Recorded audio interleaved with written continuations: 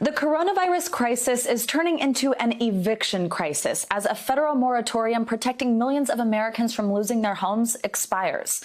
MSNBC host David Gura joins me now from Tulsa, Oklahoma. David, just kind of set the scene for us here. What is at stake for renters? Yes, Savannah, when you and I spoke yesterday, I was outside this center where people who were looking to get their unemployment benefits had gathered to get help from the state. And that is a troubling story from the state of Oklahoma, how long people have had to wait to get those benefits. This is something that's likely to compound the hurt for a lot of those folks. This federal moratorium on evictions for people who live in properties that have some subsidy, maybe a Section 8 subsidy, will face evictions starting tomorrow. What that means is landlords can serve those tenants with a 30-day notice. So come August, mid-August, a lot of those people could be out on the streets. They could be out of their homes. And that's of great concern here in Tulsa, a city that for a long time has had an eviction crisis. It's the city that was the 11th most evictions of anywhere in the country, and that was before the pandemic. So there's great concern here that those residents, those tenants, 32,000 of them in total who have benefited from this moratorium over these last few months, are very worried about what's going to happen next, Savannah. David, you had this great reporting from Oklahoma for us yesterday also with just the fact that they're struggling to keep up with these unemployment claims. I literally could not believe when you reported that they're working with this computer and tech system from the 70s. So many people in that state haven't even received any benefits because they haven't just even been able to file yet. Now Oklahoma is bracing for evictions. What are legal experts saying about this? What type of crisis are we about to see? Yeah, they're also incredibly worried. I sat down with Eric Hallett. He's with the Legal Aid Society of Oklahoma. He works on housing issues, and we talked about why this has been a city that's been plagued by this for so long. And he's extremely worried because of who this is going to affect. So many of the clients that he's meeting with have not been in this position before. Take a listen to what he had to tell me just about who stands to be hurt by the lifting of this moratorium. It is a wide spectrum of people, and surprisingly, it's a lot of people who have never experienced financial difficulty in this way. Sure, we have a lot of people who were living paycheck to paycheck, and those people are devastated by the situation. But we have a lot of people who, you know, have always been financially responsible and able to take care of their families on their own, who suddenly find themselves just hopeless and helpless to do anything about the situation. Hopeless and helpless, and this is a new reality for so many of them, Savannah. And Eric told me that when he shows up in a courtroom like the one behind me, he often wears a sign around his neck saying that he's there to help tenants who are in legal trouble. A huge problem in this city is that tenants don't know what their rights are, they don't know how to get help, and that really affects them disproportionately. When they get into a courtroom like the one behind me, more often than not, the landlord's going to have an attorney, or the landlord might not even be there himself or herself. The attorney's going to be there.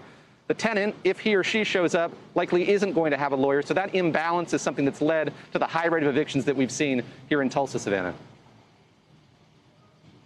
So let's talk a little bit about what renters can do. So what does happen when they show up in these courtrooms? Do they have any recourse?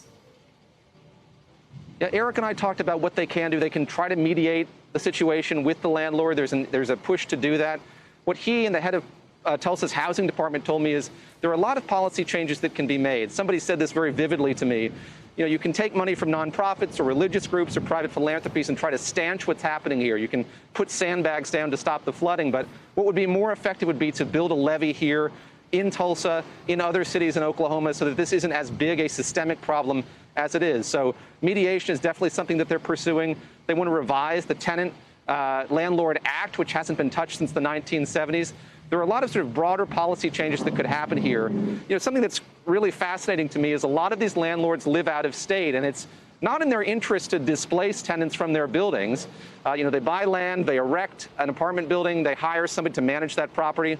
The money that they're getting by and large comes from fees and fines, and something that I heard this morning from somebody who heads a religious group that works on housing issues is that, you know, he's represented people who have been evicted 50 or 60 times and still are renting from the same landlord. And the reason there is that the landlord knows that he reliably can get those fines and those fees from those tenants. So again, Savannah, there are just these broader systemic problems that need to change here. But to answer your question more directly, there are legal options available for tenants. They just need to know about them. And that's something that the city is working really hard to promote in these coming weeks. They do have CARES money that's separate from this moratorium on evictions, but They're spending a lot of that money just on publicity, on trying to get information out to renters, targeting those who might be in trouble. If they haven't paid their water bill for a few months, for instance, those are people likely to be facing financial hardship.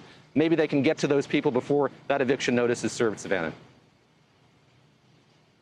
Well, with that eviction notice and that extra $600 expiring from the CARES Act, I think a lot of people are sort of holding their breath, seeing what's going to happen. Thanks for reporting on it, David. You got it. Thanks, Savannah. Coronavirus cases in rural Kentucky are on the rise, with another crisis looming when federal coronavirus aid runs out next week. NBC News correspondent Cal Perry joins us now from Paducah, Kentucky, the latest stop on his Road to Recovery Trip Across America series. Now, Cal, you spoke with the mayor and superintendent there. What do they say they need from Congress? You hype the trip so well. I need you to voice that over for the next sort of year.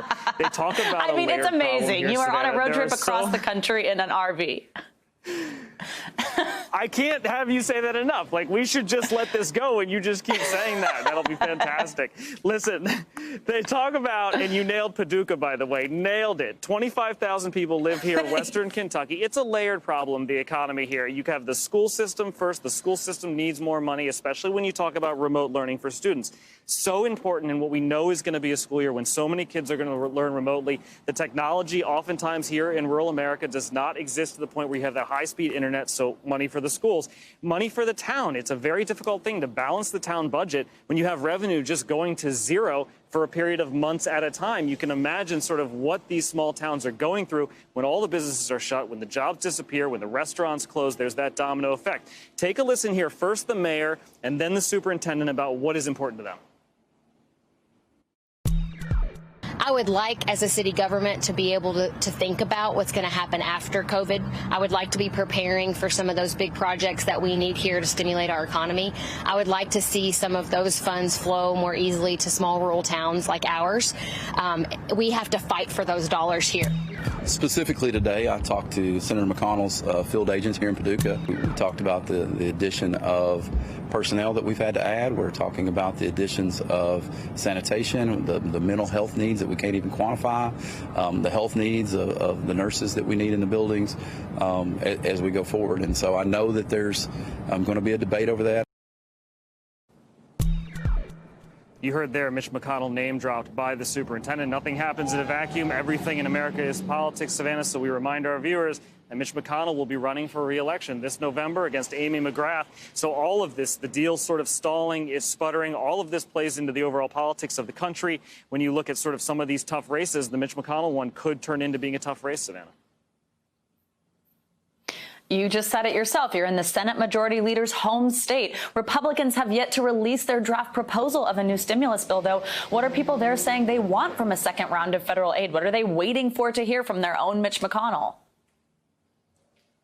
Certainly, I think money is a part of that, right? People need that influx of cash, so that is a part of it. The other thing for a lot of businesses is what we hear so much in D.C. now, this indemnification insurance, making it impossible for somebody to sue you if they get sick when they walk into your business. That, I think, is really important when you talk about sort of getting the economy up and running, especially in more rural parts of the country, whether it's restaurants or, and we'll play for you now, this is the owner of a pharmacy and sort of what he's been going through. Take a listen. What do you need in the next package? If I could get one thing, and I think it's every business owner's dream, it's the liability protection. That has been a fear from day one. What we need in that is just protection on our side. Why is it so important? I think it gives us an advantage to, as long as we're doing everything right and we're not putting anyone in harm, I think it protects us on our side to know what's coming down the future. Yeah. And it gives us more of an advantage to stay open, the want to work, the will to work, and the ability to know, hey, we're protected on our side too. Gives you an idea of why so many elected officials are standing their ground on that insurance when you have so many owners of small businesses telling them it is so important, Savannah, to getting back on their feet. And Cal, the CARES Act expires next week. Have you been hearing from people in Paducah? What happens to them if Congress fails to pass another stimulus bill? I think a lot of people are going to have trouble making ends meet. We talked to a number of people who said that $600 was so valuable to them in the last package. Now you're going to have perhaps those things lapsing. You add to that something that everybody's dealing with, which is this back to school and getting the kids back into school. Folks are having a hard enough time trying to re-get a job or get the old job they had back or find a new job. When you talk about now not being able to necessarily go to work at all because some of those kids are at home, especially the high-risk parents or high-risk households, it gives you an idea, again, of sort of how layered this issue is, Savannah. Absolutely. All right, Cal, as I said earlier in the week, enjoy that road trip. But I know you've got some kiddos to get back to across the pond still, right? So I'm happy for that for you. That's right. That's right. Very happy to do that. Thank you, Savannah. See you soon. With Florida coronavirus cases now surpassing 400,000, new data reveals a quarter of the new infections for the whole state are coming from the Miami area. NBC News correspondent Sam Brock joins me now from Miami Beach. Sam, let's start with masks. You're wearing one, but there's no statewide mandate to wear them. This is not something that Governor DeSantis has said you have to do. But local police in Miami are now taking matters into their own hands to keep people safe. What are they doing? That's 100% correct, Savannah. Good afternoon. Good to be with you. Local police departments, local officials here at governments from Miami-Dade to Orlando, Tampa, name a large population center in Florida, and they have a mask mandate there. The difference in Miami-Dade right now is that they're enforcing it to the point where they're bringing down financial penalties actively to people who are breaking those rules. This started yesterday. Savannah, it's $100 if you're not wearing your mask and wearing it properly, I might add, the first time that happens, $100 the second time that happens, $500 the third time, and if it gets to $400, there's the threat of arrest as well. And I can tell you there are people who have basically said to me and to those where I live, you know, I'm okay with paying as much money as they want to fine me. I don't want to wear this mask.